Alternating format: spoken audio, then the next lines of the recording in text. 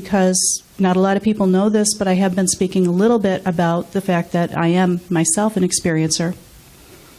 And for a long time I didn't talk about it at all because I just couldn't. I didn't want to. I couldn't process it yet. And it takes some time to get to where you feel like you can speak publicly. And a lot of people find when they first start talking that even the people very near and dear to them can't process it either. It's a difficult thing to come to terms with, and you try to find help, and most people around you don't know how to come to terms with it, and so they can't help you. And I've seen some very difficult things that other people have gone through. I've been very, very lucky because I was linked into a really good support system right from the beginning. But I did find that I didn't want to talk about it. At first, as I said, because it was hard for me to process, and then I was afraid that people would think I was making things up to legitimize my place in this field. And, and I think probably there are a few people who thought that. When you're looking into the field of UFO research, ufology, it's generally the first big question when someone is brand new to it. They've never thought about UFOs at all in their life. The first thing they're going to think of is, oh, are they even real?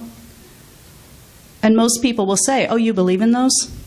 I mean, we all know lots of people, family, friends, people who didn't come with us, who think we're a little bit nuts because we believe in UFOs. So that's like the first question that people come to. Once you accept that there are lights in the sky and they are moving around under some sort of control, then you realize somebody's flying these things. Who's controlling them? So then you have to wrap your mind around the fact that, oh my gosh, aliens are real. Okay, if aliens are real and they're coming here in these craft and they're flying them around, why would they come all this way? Are they interacting with people? Are they interacting in ways that are maybe not very nice? All those people who've been talking about being abducted by aliens we see on TV, and it's always reported that little chuckle, and always the mention of the little green men. Gosh, maybe some of them are telling the truth. Yeah, we are. We have this thought that we are the center of the universe. We used to think that the sun revolved around the earth. Okay, we got past that. But we still have this idea that we, human beings, are somehow the center of everything. And it's upsetting to some people to think there's somebody else out there. And by definition, if they figured out how to come here and we don't know how to go where they are, they must be smarter than we are. That's very threatening to some people.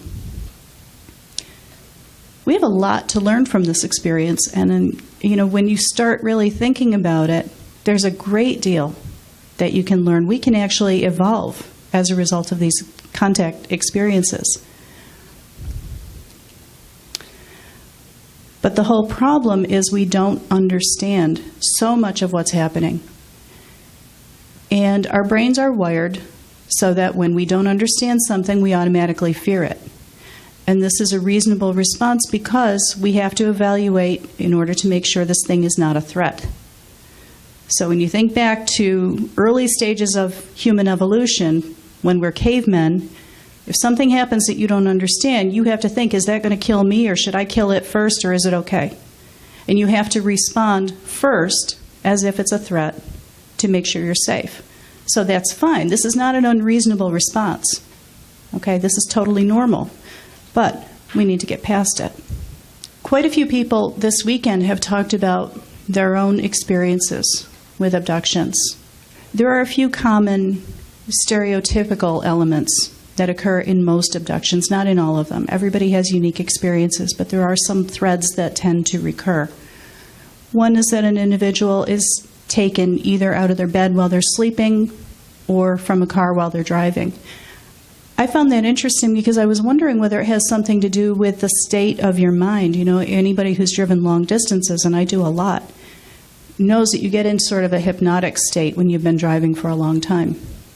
And I'm curious to know whether these things happen when your brain waves reach a certain level that's different from normal waking consciousness. The cases that I've heard that people have talked to me about personally that have happened while they're driving usually are late at night. And I know you get kind of half asleep and drowsy while you're driving, and you're looking at the road after mile after mile after mile. And I have to think if someone were to measure brain waves, it might be similar to when you're in your bed sleeping. But I didn't remember anything happening. I just remembered seeing figures in the room. And then I got back to sleep and thought, okay, that was it. That was over. What a weird dream that was. And this was when I was like 11 years old, so I didn't know anything about UFOs until I was about 30. So I didn't even get into this field, had no interest at all in it. I knew something odd had happened, but I didn't know what that was. I thought it was somehow related to ghosts because I read ghost stories all the time when I was a kid, but I couldn't see how. It didn't seem like a standard ghost story either. I didn't see a white floating figure. I saw dark figures standing in my room. And I closed my eyes and said, okay, I'm dreaming. When I wake up, when I open my eyes, they'll be gone because I'll be awake. And I had to do it 6 or 7 times, but then finally, yes, I did open my eyes and they weren't there, and I said, okay, good. I woke myself up. And everything was fine until morning when I stood up out of bed and looked at my arm, and there's that triangle. I would say a good 85 to 90% of the people who come to me at conferences and want to tell me their story are begging me to tell them that it's not an alien abduction. I've had people say to me, please tell me I'm crazy. Convince me I'm nuts so I can go to a doctor. I would so much rather think I'm crazy than that the whole world is not what I thought it was.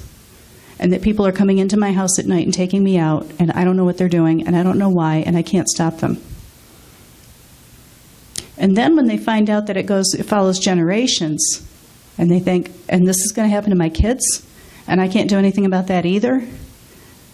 I mean, this is serious stress, and a lot of people in this room already know this.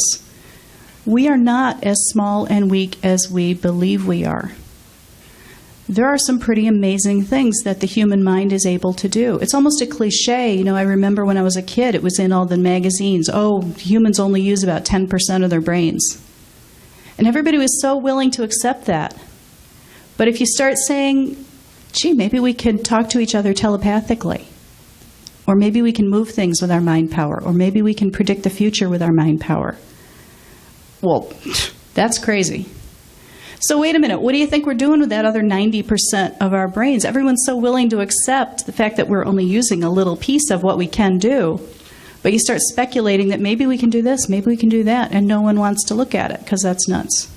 One other really funny story, and I never thought of this in connection, and I'm not making any claims, this is an odd thing, and maybe other people here have had this happen too. 1 or 2 summers ago, middle of July, I was in my car. I was alone in my car. I dropped my kids off at an amusement park, and I had to go home and get something, and I was trying to get back to them. It was 5 o'clock, rush hour, incredibly hot day.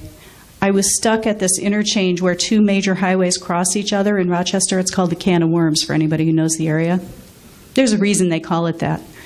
We were sitting there. It was bumper to bumper, no shoulder, because they were probably doing construction like they always are in Rochester. So I'm sitting there totally stuck, and I glanced down at my dashboard, and my temperature light is going. I can't do anything. I can't get out of the car. I can't take it anyplace. There is literally nothing I can do about this. And I don't know what possessed me. I pointed my finger at the dashboard, and I said, don't you dare. And the needle was doing this, and it went. Swear, it went back down. It went back to normal. I picked up the kids, I got it home, I checked it, it had no coolant in it, there was a leak. I got it all fixed, everything was fine. I have no idea why the needle went back when I told it to. But I'd be curious to know how many other people can do that if they find themselves in that kind of feeling of desperation that I was in.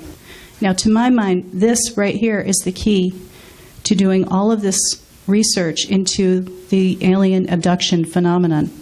Because this is what we're trying to get people to work not only through the stresses in their own lives from their personal experiences, but then to share this with the rest of the world so that we can all realize that we can do more than we thought we could.